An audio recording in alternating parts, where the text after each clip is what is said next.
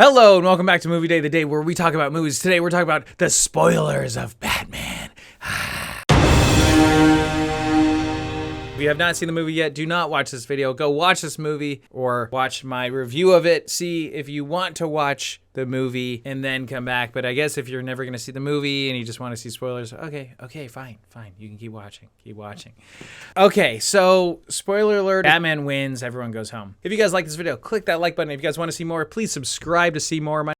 Riddler gets captured. He's in a jail cell towards the end. And then there's another character who's saying, no, you should actually be proud of yourself. You did a great job and da-da-da-da. Jeremy Jahns was saying it was the Joker, but he had half his face blown off. Isn't that Harvey? I thought that was Two-Face in the cell next to him. So Jeremy Jahns says that was the Joker, but was that the Joker? I should just do the damn Google research right here. All right, so I guess it is the Joker. I don't know, but aren't there other villains other than the freaking Riddler and the Joker? And we've seen Two-Face, we've seen Scarecrow, we've seen Bane now. Aren't there other villains that we can go to? I mean, why do we have to always go back to the Joker? We've seen the Joker. I guess they can just make whatever version of whatever movie and just call it, oh, we're in this world now.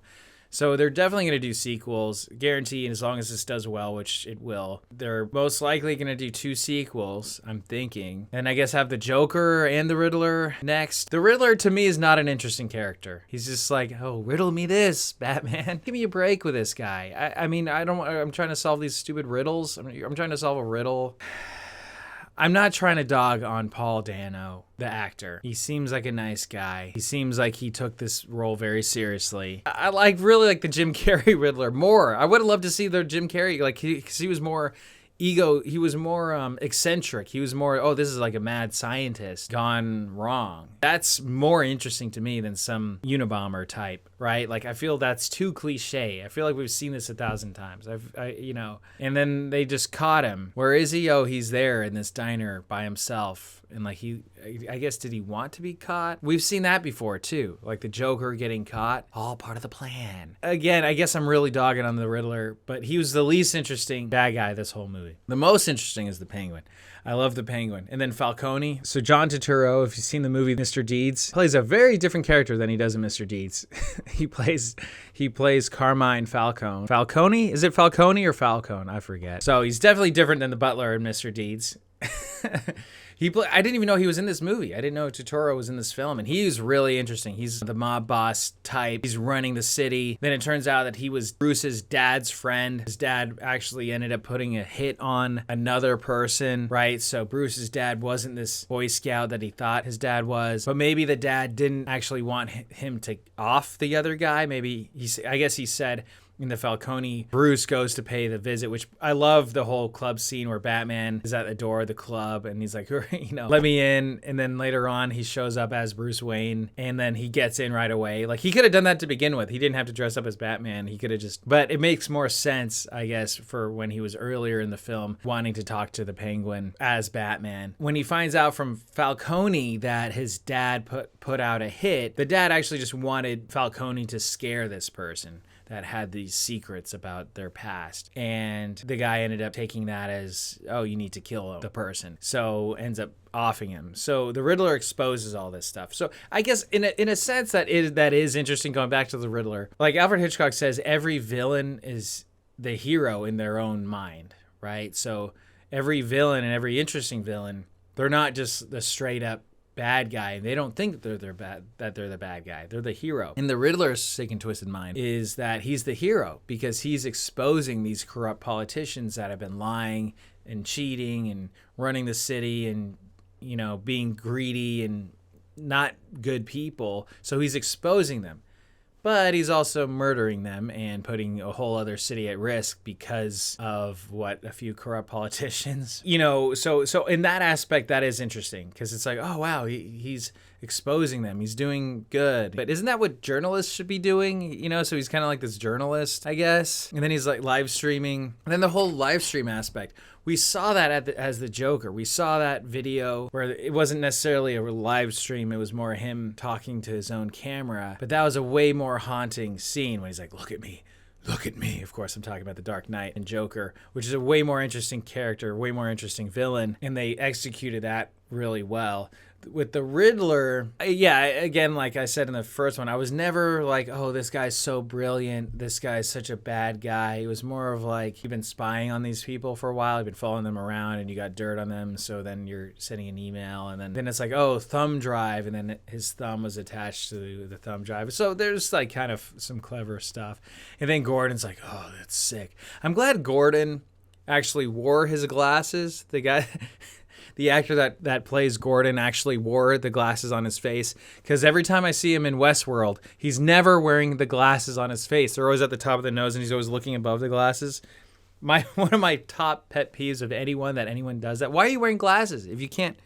And they're not reading glasses; they're prescription glasses. That's besides the point. Overall, I think the movie was about 20 minutes too long. It could have done just as much as it did, a little bit shorter. Not that it really dragged. It didn't really drag.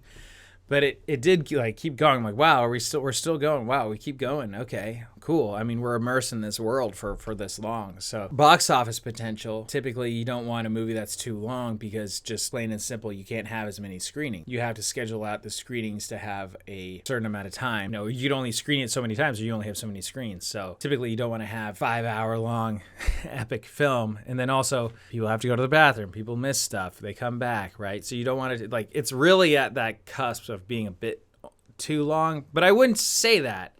It could have been shorter though. It could have been shorter.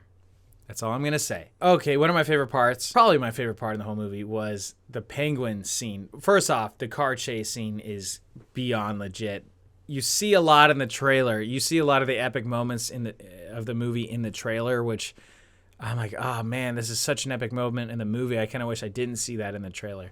Because the trailer does take away a little bit of that, right? It takes away, once you've seen it already, it's like, okay, you know what's going to happen. The scene where Penguin gets away from Batman and there's that huge explosion, and then lo and behold, Batman's Batmobile, which, by the way, the sickest Batmobile of all of them. Batman has had some amazing Batmobiles. Let's talk about the Batmobile for a second. The Batmobile has had many amazing renditions, going from this, which was still pretty dang cool. I've seen that version in real life, really cool. To this version, which is a lot more flashy, they're still cool. I mean, there hasn't been an uncool Batmobile. I'm sorry, you can't have I don't think that's really possible.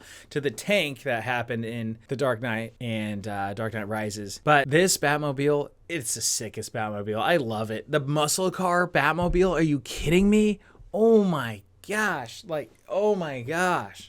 That was so sick. My favorite car is a Chevelle. Personally, I love muscle cars. I just love muscle cars. I like the look. I like the feel. That they're just sick. I love them. And to see a Batmobile as a muscle car was incredible. I'm so surprised no one has even thought of that as a Batmobile, because it seems like it would be an easy, kind of would make sense. You would want a muscle car type vehicle to have this strength and pickup as a Batmobile would. So that was sick. That was, I mean, beyond sick. The chase scene with the penguin, the car chase scene with the penguin was mind blowing. That was so cool, so amazing. My friend's gonna see it in IMAX. Man, I should see if I could see it in IMAX. I want to see it on the giant screen, at least a bigger screen that I saw it. Again, at the theater, it was the big screen, of course, but the projectionist didn't project the whole screen. There was gaps on the sides and on the above and on the sides, which is unacceptable.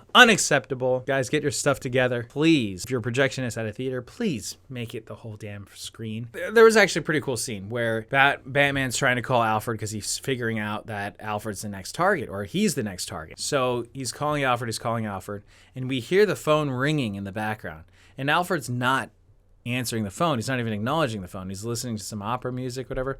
But you could tell that he should be able to hear the ring, but he's listening to this opera music, and then he's looking at the packages, and it says to the Batman, and he looks at the package, and then he opens it up. So it's like, everyone's like, no, Alfred, no, don't open the damn package, which that was a bonehead move, Alfred. I'm sorry. That was a dumb bonehead move, which, again, if you look at my first review, Alfred was one of the 3 low points of this whole movie. Not talking about the actor. The actor's fantastic. Andy Serkis is great. The character, why would you open the bomb like that? And it wasn't even addressed to him. It was addressed to Batman. So wouldn't you just wait till Batman sees the package? And then, anyway, he opens the package and he gets blown up. Then he's in the hospital. He's like in this practically almost in a coma, like all messed up, wakes up. Bruce is there. The first thing Bruce says to him is, "You never told me about my dad." It's like, what? You don't even ask to see if he's okay. You're just gonna verbally assault or accuse him of not telling you the truth. You're not saying like, "Are you okay?" Like you're just like, throwing knives at him, sticking him while he's down. And then Alfred had this. It's supposed to be the sentimental moment between him and Alfred. But the thing is, you haven't seen Alfred enough in the film to really get that connection to him. When it happened with the bomb, which by the way, it was very clever how they did it, was when they answered, it wasn't Alfred that was answering, and actually the phone that was ringing wasn't the phone ringing in that scene. She answers it, she's like, "Oh no, that happened an hour ago." So it was almost tricking the audience to thinking that Alfred was just not answering his phone when that wasn't even happening. It was Batman calling intercut with something that happened an hour ago. That was really cool. That was really clever. I didn't see that coming. But yeah, Alfred was really underutilized. I guess they're trying to do different things. I guess Alfred was the man who trained Bruce on how to fight and stuff. So, he's a bit of a stockier Alfred, more of a badass, I guess, but less of a mentor and less of a father figure. Like Michael Caine was, I believe, the perfect Alfred because he was amazing. Even the guy before that, he was great. We want to see him as more of like a fatherly figure because he doesn't have one, or more of a mentor. Alfred in this one didn't really give those vibes, but he said on the hospital bed, he goes, "Your father was a good man." It wasn't as emotional as it thought it was, but it's still a good scene. But the Batman takes place, it's very dark. It takes place 95% at nighttime.